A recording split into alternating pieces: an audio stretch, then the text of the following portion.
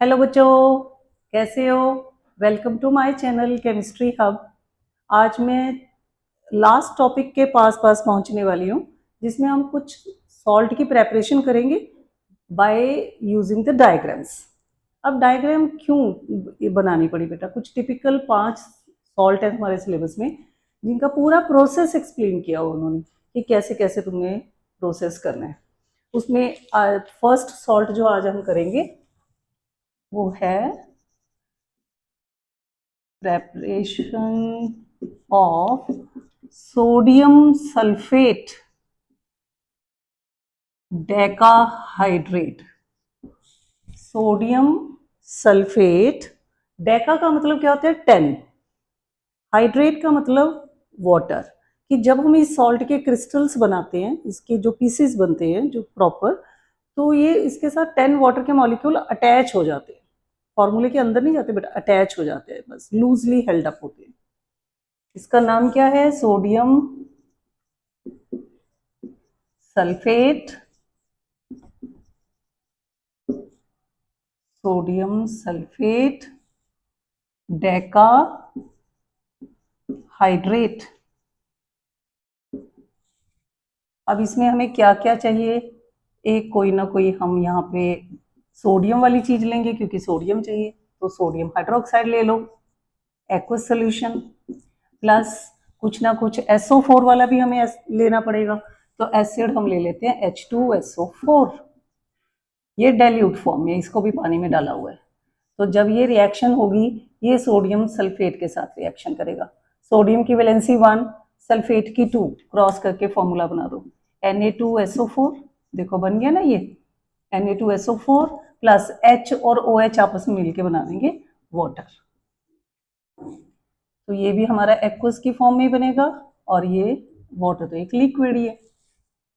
इस प्रोसेस को हम एक बेस लिए, एक एसिड लिए, तो प्रोसेस कौन सी हुई यहाँ पे? Process is neutralisation process.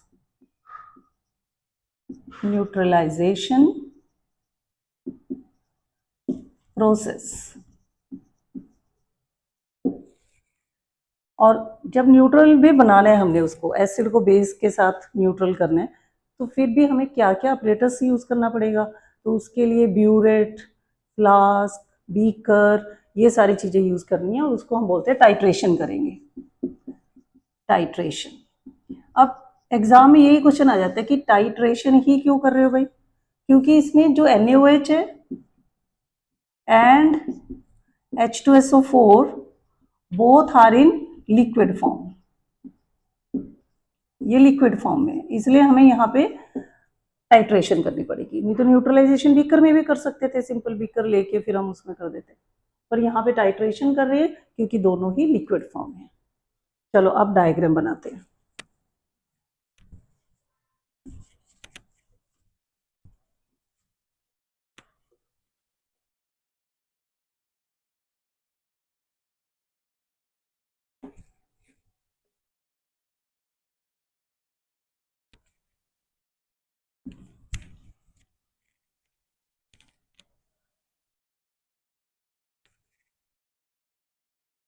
जब डायग्राम बनाओगे, पहले हमने ब्यूरेट वगैरह लेके टाइट्रेशन करनी है। तो इसमें स्टेप 1, एक हम यहाँ पे लेंगे ब्यूरेट। देखो कैसे मैं बना रही हूँ, उसको देखो ध्यान से। नीचे से यहाँ पे पाइप छोटा हो जाता है, फिर एक स्टॉप कॉर्क लगा हुआ है, ठीक है। और इसके बाहर हमने यहाँ एक रख देनी है फ्लास्क। इस फ्लास्क का नाम है कोनिकल फ्लास्क।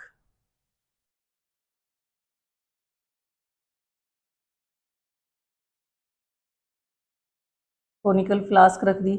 कोनिकल फ्लास्क के अंदर हम ले लेंगे, रिएक्शन क्या थी? NaOH का aqueous solution, when it react with H2SO4 dilute solution, then they form sodium sulfate in aqueous form and water।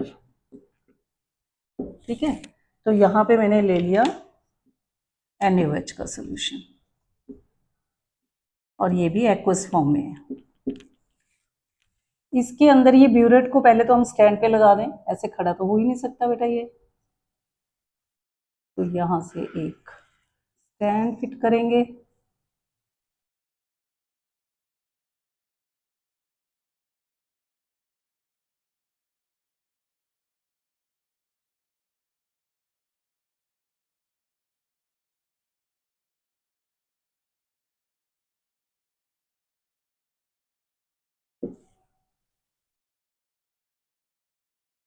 ये स्टैंड लगा दिया, ठीक है। ये है हमारी ब्यूरेट। ब्यूरेट के अंदर हमने ले लेना है H2SO4। This is H2SO4। इस ब्यूरेट के ऊपर भी बेटा ग्रेजुएशन की होती है, जैसे मार्किंग की होती है, 0, 10, 20, 30, 40, 50, 60 ऐसे करके, ठीक है। अब पहला स्टेप क्या करना है, यहाँ पे हमें जब एसिड को बेस के साथ रिएक्शन करोगे, ये भी कलरलेस है, ये भी कलरलेस है, तो हमें कैसे पता लगेगा कि दोनों में न्यूट्रलाइजेशन रिएक्शन हो गया। हमने इसके अंदर डालना है 2 ड्रॉप्स ऑफ फिनोल्फिथलीन। फिनोल्फेथलीन इंडिकेटर, एक इंडिकेटर के 2-3 ड्रॉप डाल दो बस। जैसे ही तुम 2-3 ड्रॉप डालोगे, एकदम से ये सारा सोल्यूशन पिंक हो जाएगा, पिंक कलर आ जाएगा इसमें, ठीक है। अब ये सोल्यूशन अपने पास पिंक हो गया। बीच बीच में से ये ब्लैक वाला खत्म कर देते हैं। फिर हमने इसको खोल देना है, ये स्टॉपर को खोलना है। जैसे यहाँ से ड्रॉप्स एसिड के गिरेंगे तो एसिड और बेस के अंदर रिएक्शन होगी, Na2SO4 एंड वाटर बनेगा। जब पिंक कलर खत्म हो जाए, फिनोल्फिथलीन का कलर कौन सा था बेटा, इसने यहाँ पे पिंक कलर प्रोड्यूस किया था। When pink colour changes to colourless, जब ये कलरलेस हो जाए तो बस एकदम से तुमने ये स्टॉप कॉर्क बंद कर देना है, ये और नहीं डालना। पूरा एसिड बेस की रिएक्शन कंप्लीट हो चुकी है, इसको बोलते हैं कि न्यूट्रलाइजेशन पॉइंट आ गया। अब ये हमारे पास पूरा का पूरा हो जाएगा कलरलेस, पिंक से ही कलरलेस हो जाएगा। कलरलेस कैसे शो करें, चलो मैं ब्लू कलर से ही बता रही हूँ ताकि पिंक कलर खत्म हो गया, बस ये समझना, ठीक है। ये कलरलेस हो जाएगा हमारे पास। अब इस सारे सोल्यूशन को हमने एक चाइना डिश के अंदर ले लेना है। नेक्स्ट स्टेप नंबर 2,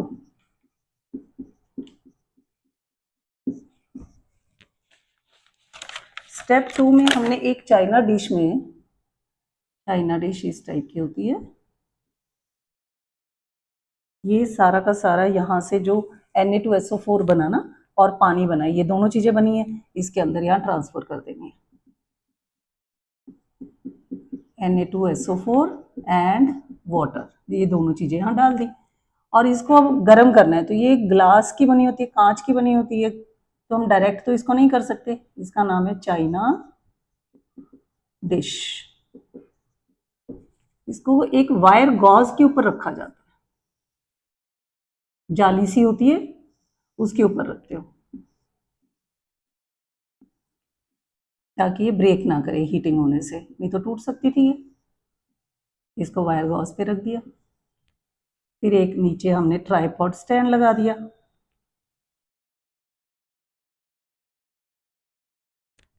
अब यहाँ एक बर्नर लेना है,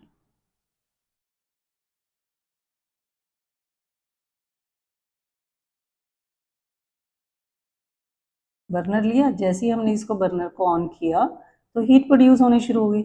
अब जैसे जैसे ये सोल्यूशन गर्म होगा, इसमें से वाटर सारा इवेपोरेट हो जाएगा। This is your second step. पहला स्टेप था कि हमने ब्यूरेट और फ्लास्क वगैरह यूज करके टाइट्रेशन किया, फिर हमने उसका क्रिस्टलाइजेशन करना है।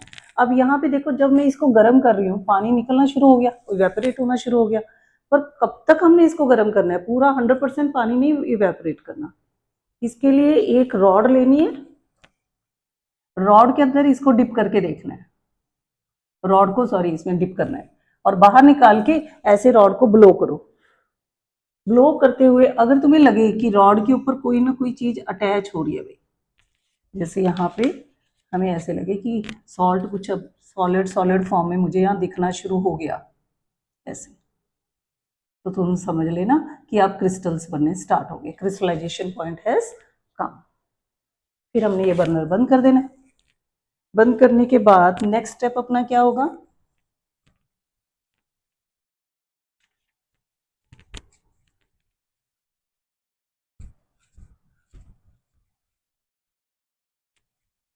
थर्ड स्टेप,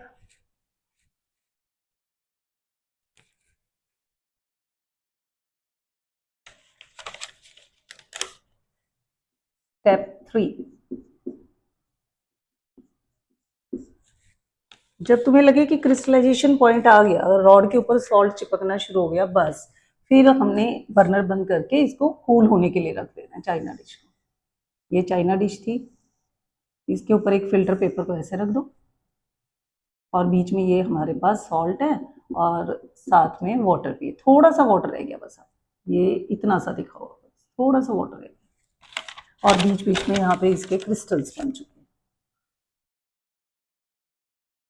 बीच में थोड़ा सा पानी भी है पर क्रिस्टल बन गए। थोड़ी देर के लिए रखोगे ना, उसके बाद क्रिस्टल सेपरेट होने शुरू हो जाएंगे, इसको बोलते हैं वाटर ऑफ क्रिस्टलाइजेशन। अब जब यहाँ से ये वाटर ऑफ क्रिस्टलाइजेशन, मतलब इसको बोलते हैं क्रिस्टलाइजेशन प्रोसेस, और जब ये सेपरेट हो रहा होता है तभी इसके साथ यहाँ 10 वाटर मॉलिक्यूल अटैच हो जाते हैं, पहले नहीं थे अब अटैच हुए। फाइनली अब हमने फोर्थ स्टेप क्या करना है, फिल्टर कर लेना है। स्टेप नंबर 4, एक फनल लेनी है,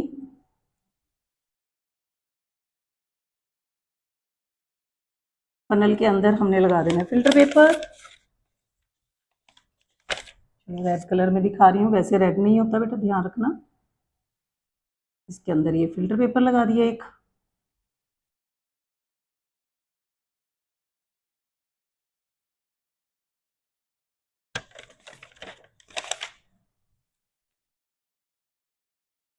अब फिल्टर पेपर अपने आप से तो खड़ा नहीं हो सकता, तो फिर यहाँ पे हमें एक स्टैंड लगाना पड़ेगा।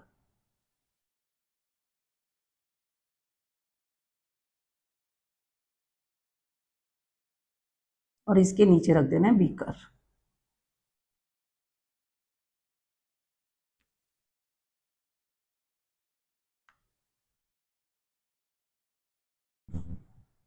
ये अपने पास स्टैंड आ गया। अब इसके अंदर जो ये वाला था, ये सारे सोल्यूशन को इसमें डाल देंगे।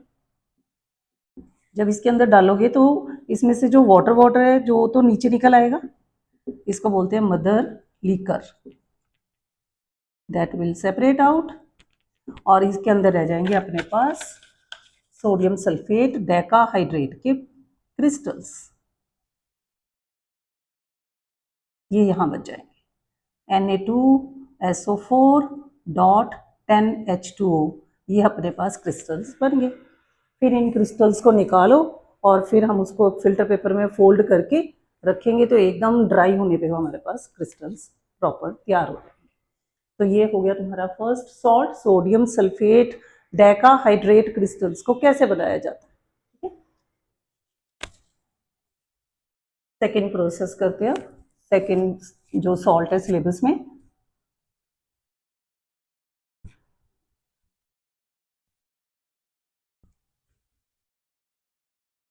जिंक सल्फेट है वो। Second one is zinc sulphate.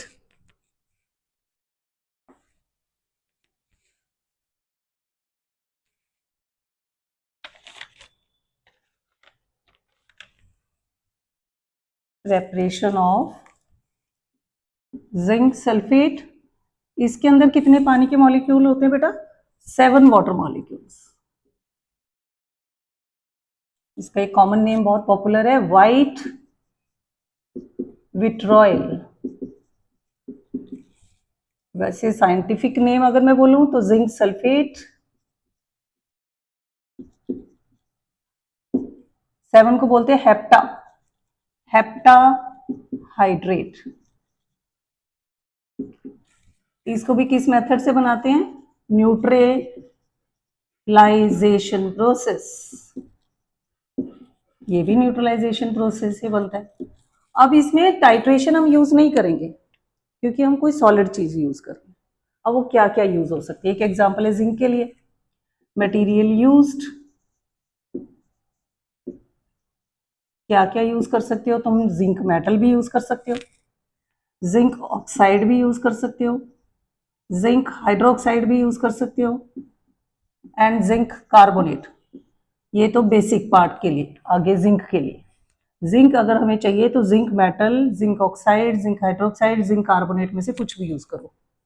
और पीछे वाला सल्फेट है, उसके लिए तुम्हें H2SO4, और ये भी डाइल्यूट फॉर्म में होगा ये।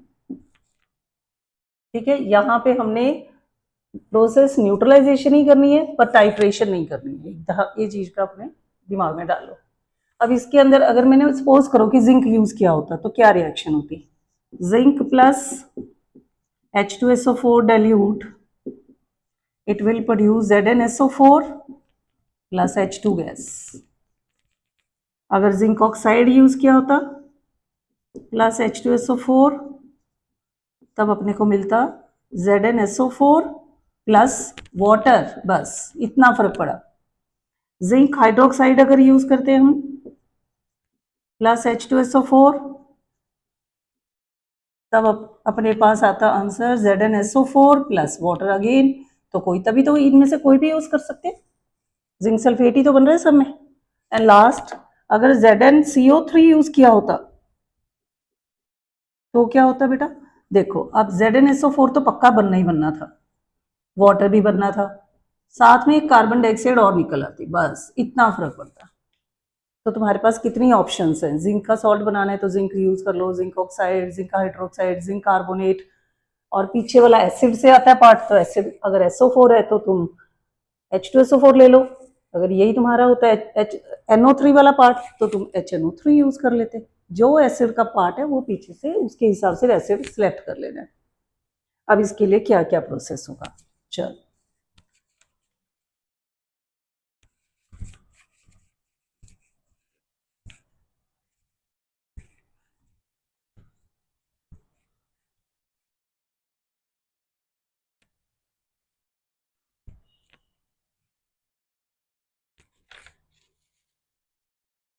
सबसे पहले स्टेप 1, इसमें हमने एक बीकर लेना है,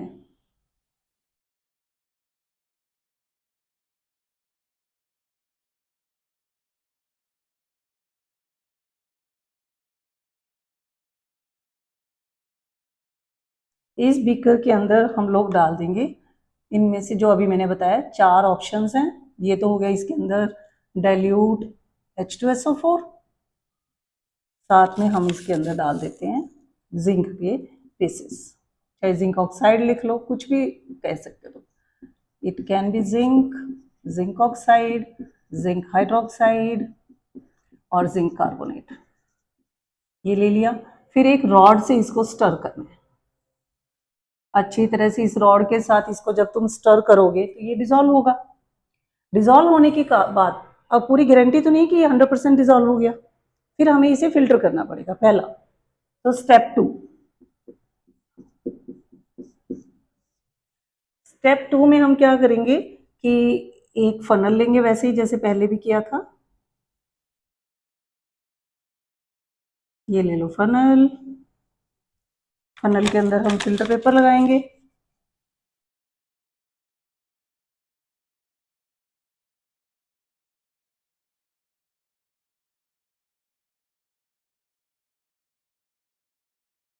फिल्टर पेपर लगा दिया। नीचे हमने इसके रखना है एक बीकर जिसमें सारा क्लियर सॉल्यूशन कलेक्ट करेंगे।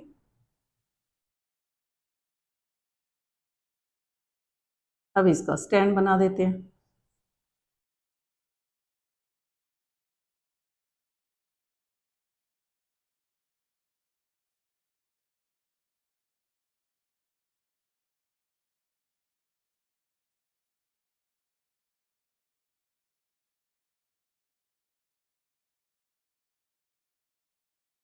ये स्टैंड लगा दिया, ठीक है। जो यहाँ पे अब इसको स्टर करने के बाद सोल्यूशन बना उसको सारे को इस फनल के अंदर डालना है। जैसे ही फिल्टर होगा कुछ लिक्विडी मटेरियल यहाँ नीचे निकल आएगा, और अगर कुछ इनसॉल्युबल है या कोई इम्प्योरिटी है वो अपने पास यहाँ ऊपर ऊपर रह जाएगी, ये इम्प्योरिटी हो जाएगी। तो हमें तो क्लियर सोल्यूशन चाहिए था बेटा, क्लियर सोल्यूशन ऑफ ZnSO4। इसको तो हम डिस्कार्ड कर देंगे कि इसको तो फेंको। अब ZnSO4 को फिर नेक्स्ट अपना स्टेप थर्ड क्या होगा, ये चाइना डिश में डालेंगे। स्टेप 3 सेम वैसे ही एक चाइना डिश लो, इसके अंदर ये सारा क्लियर सोल्यूशन डाल देना है। इस चाइना डिश को हमने रखना है एक वायर गॉज के ऊपर, वायर गॉज पे इसलिए रखते हैं ताकि हीटिंग करने पे ये ग्लास का मटेरियल टूटे ना। फिर इसके नीचे हमने थोड़ा और इधर कर ले,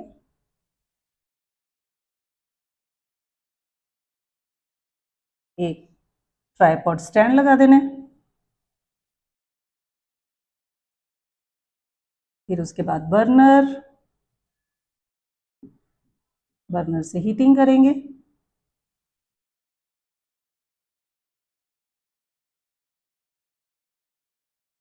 अब जैसे ही इसको तुम हीट करना शुरू करोगे इसमें से वाटर निकलना शुरू हो जाएगा ऊपर से। सेम वैसे ही एक रॉड लेनी है, ग्लास की रॉड, उसको इसमें डिप करके देखो। अब इस ग्लास की रॉड के ऊपर अगर अपने को कोई सॉलिड सब्सटेंस चिपकता हुआ दिखे तो पक्का है कि क्रिस्टलाइजेशन पॉइंट आ गया, तो ये अपना ZnSO4 का ही होगा। और जब क्रिस्टल्स बन रहे होते हैं तभी इसके साथ वाटर अटैच होता है, तो इसके साथ 7 वाटर मॉलिक्यूल भी जुड़ गए होंगे। फिर इसको निकालो, और एक लास्ट अपना स्टेप 4 क्या होगा, बस अब इसको रखना है हमने, इसके ऊपर एक फिल्टर पेपर लगा देना है। जब सारा पानी निकल गया उसके बाद फिल्टर पेपर रखो, और इसके अंदर अपने पास प्रॉपर इसके क्रिस्टल्स आ जाएंगे। उनको फिर फिल्टर पेपर में रख के थोड़ा सा फोल्ड के अंदर ड्राई कर लो, ड्राई करके अपने पास क्रिस्टल्स ऑफ ZnSO4 आ जाएगा। These are the crystals of ZnSO4.7H2। इस तरह करके हमने जिंक सल्फेट .7H2O का सारा प्रोसेस समझ लिया कि कैसे कैसे करना है। सबसे पहले हम एक बीकर लेंगे, बीकर के अंदर डाइल्यूट H2SO4, उसमें तुम्हारे पास ऑप्शन है कोई भी इसमें से जिंक की चीज डाल सकते हो, चाहे जिंक डालो, जिंक ऑक्साइड डालो, जिंक हाइड्रोक्साइड डालो, जिंक कार्बोनेट डालो, ठीक है। तो ये जब डिजॉल्व होगा तो कोई गारंटी नहीं है कि ये 100% डिजॉल्व हो जाए, इसलिए थोड़ा हमें फिर उसको फिल्टर करना पड़ेगा। सेकेंड स्टेप आ गया अपना फिल्ट्रेशन। जब फिल्टर पेपर लगा के हमने इसको फिल्ट्रेशन किया तो एक नीचे क्लियर सोल्यूशन आ गया अपने पास ZnSO4 का। उसके बाद क्रिस्टलाइजेशन प्रोसेस करना है, क्रिस्टल्स बनाने हैं, तो फिर एक चाइना डिश में लेके इसको बॉईल करना शुरू करोगे। जैसे जैसे ये थिक होता जाएगा तो रॉड, एक ग्लास की रॉड लो, उसके अंदर डिप करके ब्लो करके देखो। ऐसे अगर ब्लो करने पे रॉड के ऊपर तुम्हें कुछ सॉल्ट चिपकता हुआ दिखे तो पक्का वो ZnSO4.7H2 के मॉलिक्यूल बन गए हैं, और यहीं पे पानी के मॉलिक्यूल अटैच होंगे। Loosely attached water molecule during the process of crystallisation, they are known as water of crystallisation. वो बन गया, बस उसके बाद इसको रखो ठंडा होने के लिए। जब ठंडे हो जाएंगे फिर एक फोल्ड ऊपर फिल्टर पेपर जो रखा है उसमें रख के ऐसे उसको प्रेस करके फोल्ड कर लो, तो धीरे धीरे वो ड्राई हो जाएंगे and we get a complete dry crystals of zinc sulphate. ठीक है, आज हमने 2 सॉल्ट प्रॉपर डायग्राम वाइज समझ लिए। इनको एक बार ध्यान से देखो बेटा, बिल्कुल अच्छे से याद हो जाता है, डायग्राम भी दिमाग में आ जाएगी। तो इसको पढ़ो, अच्छे से याद करो, अच्छा लगे तो लाइक करना, अपने फ्रेंड्स में शेयर करो और सब्सक्राइब करो। Thank you.